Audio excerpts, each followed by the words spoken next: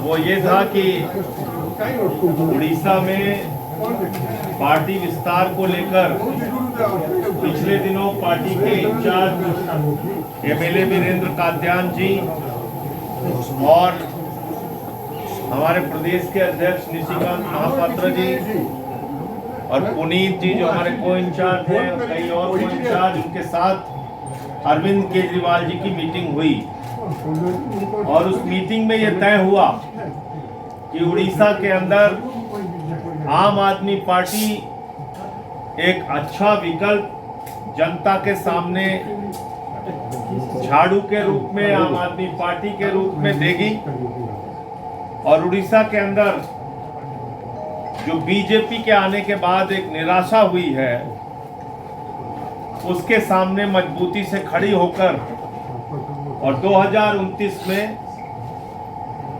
बेहतरीन प्रदर्शन हम लोग यहाँ पर करेंगे।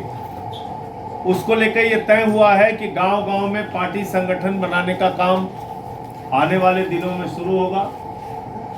डिस्ट्रिक्ट कमेटीज, बूथ की कमेटी, ब्लॉक की कमेटी, असेंबलीज के लेवल पे संगठन निर्माण और पहला जो टारगेट है वो फरवरी मार्च में जो जिला पंचायत का चुनाव होता है उस चुनाव में आम आदमी पार्टी मजबूती से चुनाव लड़ेगी। उसके पहले पार्टी का एक मजबूत संगठन, बेहतरीन संगठन बनाकर अरविंद केजरीवाल जी को बुलाकर यहाँ पर एक बड़ी रैली और सभा का आयोजन किया जाए। उसी संदर्भ में आज की ये प्रदेश कार्यकारिणी की मीटिंग थी जिसमें अलग अलग जिलों से कार्यकर्ता आए थे, हमारे प्रदेश के कार्यकारिणी के लोग आए थे और आगे कैसे काम करना है उसको लेके चर्चा हुई। तो मोदी जी ने बहुत सारे वादे किए थे यहाँ के लोगों से और जो हमारे मुख्यमंत्री जी हैं, पता नहीं इनको याद है कि नहीं याद है, इन्होंने, इनकी पार्टी ने वादा किया था 300 यूनिट बिजली फ्री देने का उड़ीसा के लोग। धर्मेंद्र प्रधान जी जो हमारे शिक्षा मंत्री हैं उन्होंने भी कहा था और आज 2 साल पूरे हो गए लेकिन अब इनको अपना कोई वादा याद नहीं। दूसरा क्या हो रहा है, स्कूल बनाना प्राथमिकता नहीं है, अस्पताल बनाना प्राथमिकता नहीं है, यहाँ पे प्राथमिकता हो गई है मॉब लिंचिंग करना, टारगेट कर करके लोगों के साथ मारपीट करना, मारना, हत्या कर देना, जिसके लिए उड़ीसा कभी भी नहीं जाना गया। उड़ीसा की पहचान कभी भी हिंसा के रूप में नहीं हुई, दंगे फसाद, लड़ाई झगड़े, मॉब लिंचिंग के रूप में नहीं हुई। आज उड़ीसा को बदनाम करने का काम बीजेपी का शासन कर रहा है।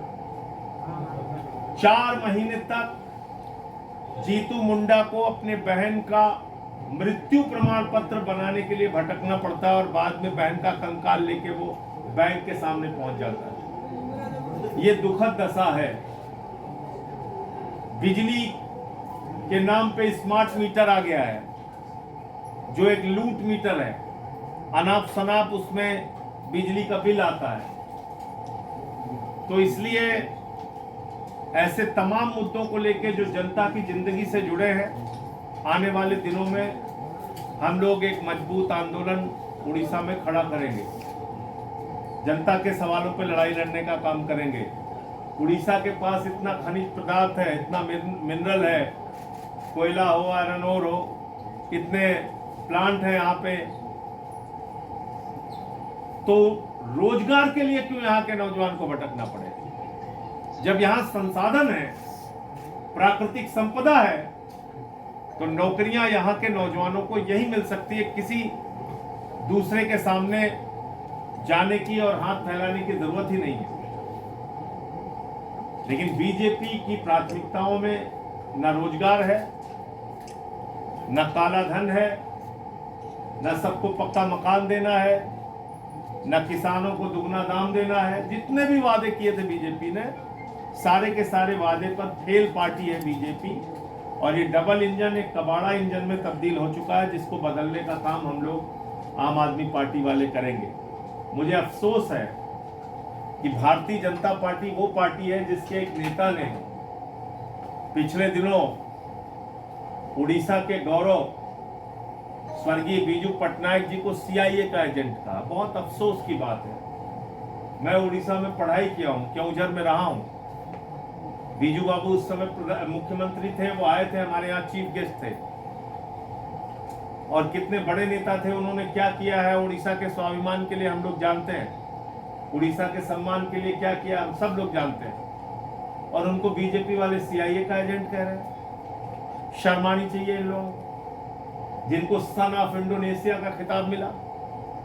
वो शख्स जिन्होंने पाकिस्तान और भारत की लड़ाई के समय में हमारे अधिकारियों को कश्मीर के बॉर्डर पे पहुंचाया,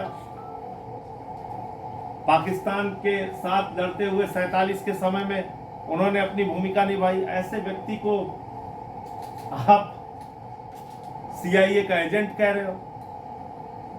तो मैं उड़ीसा के लोगों से ये भी कहना चाहता हूं कि आप अपने स्वाभिमान, सम्मान और गौरव के साथ समझौता मत कीजिए। जहां कहीं भी आपको चोट पहुंचाने का काम करे, सड़कों पर उतरिए और लड़िए, क्योंकि आज चुनाव को कई प्रकार से हाईजैक भी किया गया है। हमने बंगाल में देखा चुनाव हाईजैक हुआ एसआईआर के नाम पे। हमने बिहार में देखा हाईजैक हुआ चुनाव एसआईआर के नाम पे। हमने दिल्ली में देखा मंत्रियों के घरों पर वोट बने हुए थे, 30-30, 35-35 वोट। हमने केजरीवाल जी के कॉन्स्टिट्यूएंसी में देखा 40,000 वोट काट दिए गए थे और 4,000 वोट से वो चुनाव हार गए। हरियाणा में घपला देखा, कर्नाटक में घपला देखा, महाराष्ट्र में घपला देखा।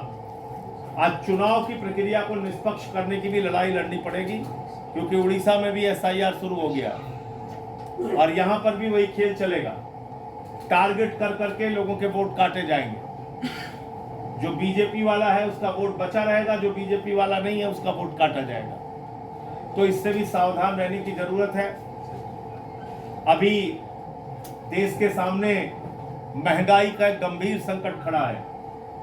प्रधानमंत्री ने उपदेश दिया कि आप डीजल पेट्रोल इस्तेमाल करना कम कर दीजिए, गैस इस्तेमाल करना कम कर दीजिए, वर्क फ्रॉम होम करिए, विदेशों की यात्रा ना करिए, सोना ना खरीदिए, खाद ना खरीदिए। तमाम सलाह उन्होंने दे दी और सलाह देने के बाद हवाई जहाज से उड़े और चले गए, रोड शो भी किया और विदेशों की यात्रा भी घूम घूम के की। उनकी चिंता देश में महंगाई कैसे कम हो इसकी नहीं है। और ये बात मैं पत्रकार बंधुओं पूरी जिम्मेदारी से कह रहा हूं। क्यों कह रहा हूं, 1 मिनट में मैं समझाता हूं। भारत ने 1,32,000 करोड़ रुपए का कच्चा तेल विदेशों से इंपोर्ट किया, आयात किया। 1,000 करोड़ का पेट्रोल डीजल हमने हिंदुस्तान से बाहर एक्सपोर्ट कर दिया।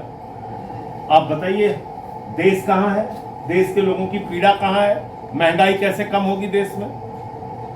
ईरान जो आपको रुपए में तेल देता था, सस्ता तेल देता था, आप अमेरिका के प्रतिबंध लगाने के कारण ईरान से सस्ता तेल नहीं खरीद पा रहे। आपने रूस से अपने कॉन्ट्रैक्ट को बार बार बदला अमेरिका के डर से। भाई अमेरिका ने तो प्रतिबंध ईरान के ऊपर लगा रखा है, फिर भी चीन खरीद रहा है ना। आप क्यों नहीं खरीद पा रहे हैं? आप देश को क्यों महंगाई की आग में झोंके हुए प्रधानमंत्री जी? इसका कोई जवाब प्रधानमंत्री के पास नहीं है। इसलिए देश में महंगाई आई नहीं है, महंगाई मोदी के द्वारा लाई गई है। आपको सस्ता तेल खरीदना है, ईरान से खरीदिए, रूस से खरीदिए, अरब के देशों से खरीदिए। आप अमेरिका के दबाव में वेनेजुला से तेल खरीद रहे हैं। वेनेजुला से कितना मोटा कच्चा तेल वहां से आता है, उसको हिंदुस्तान में रिफाइन करने के लिए भी 1-2 रिफाइनरी है, बाकी रिफाइनरी नहीं है। आप ऐसा तेल वेनेजुला से खरीद रहे हैं, कितने दिन में आता है? 56 दिन में। रूस से कितने दिन में आता है? 25 दिन में। ईरान से कितने दिन में आता है? 7 दिन में। आप 56 दिन से, जहां 56 दिन के बाद जो आपकी जरूरत पूरी कर पाएगा उस देश से आप तेल मंगा रहे हैं। आप अमेरिका से तेल खरीद रहे हैं, 50 दिन में अमेरिका से आता है तेल। तो इसका मतलब देश को आप जानबूझ के संकट में डाल रहे हैं। क्योंकि ट्रंप आपको डांट देता है, ट्रंप से आप डरे हुए हैं। भारत की स्वाधीनता को, भारत की जो आत्मनिर्भरता को गिरवी मत रखिए प्रधानमंत्री जी। आज मार्को रूबियो आया है, अमेरिका का विदेश मंत्री, वो कह रहा है वेनेजुएला का राष्ट्रपति हिंदुस्तान आएगा। भारत सरकार ने इसकी पुष्टि नहीं की, वेनेजुएला की सरकार ने भी इसकी पुष्टि नहीं की। अमेरिका का विदेश मंत्री बता रहा है वेनेजुएला का राष्ट्रपति आएगा दौरा करने। तो इसका मतलब हमारी सारी नीतियां अमेरिका में बन रही है क्या, और मोदी जी के दोस्तों के लिए बन रही है क्या? प्रधानमंत्री इंडिया के लिए काम कर रहे हैं कि अडानी के लिए काम कर रहे हैं? अभी अडानी को एक मामले में बरी किया गया अमेरिका के कोर्ट के द्वारा। मैं पत्रकार बंधुओं आपसे चाहता हूं, यह विषय बीजेपी वालों से पूछिए। मोदी जी कहते हैं डॉलर मत खर्च करो, डॉलर बचाना है। कितने डॉलर इन्वेस्ट करने जा रहा है वहां पे? $10 बिलियन खर्च करने जा रहा है। $10 बिलियन। कौन?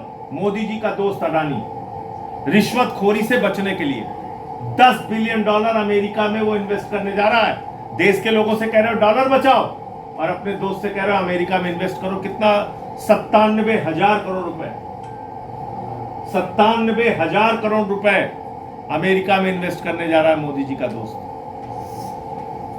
हिंदुस्तान में ना रोजगार है, ना इन्वेस्टमेंट है, ना आपको देश की चिंता है। आप खाली जहां जाते हैं अपने दोस्त के लिए काम कर रहे हैं। तो ये तमाम ऐसे मुद्दे हैं, महंगाई से जुड़े हुए, उड़ीसा से जुड़े हुए, और आम आदमी पार्टी की पहचान है मुद्दों की राजनीति करना। हमने जहां भी सरकारें बनाई हैं, चाहे वो दिल्ली हो या पंजाब हो, हमने बिजली पे, पानी पे, शिक्षा पे, स्वास्थ्य पे काम किया है, और हमारी प्राथमिकता उड़ीसा में भी यही रहेगी। जितनी भी ताकत मिलेगी हमको, हम उसी के लिए काम करेंगे। और सक्रिय कर्मी सम्मेलन होता ये गोटे प्रस्तुति बैठक थिला पंचायत और म्युनिसिपालिटी निर्वाचन ओडिशा रे संगठन को मजबूत करने। आपण माने समस्ते जानी पार्टी राष्ट्रीय अध्यक्ष अरविंद केजरीवाल वर्तमान घोषणा कर ओडिशा रे आम आदमी पार्टी मजबूती सहित निर्वाचन लड़वा और संगठन तैयारी करेंगे।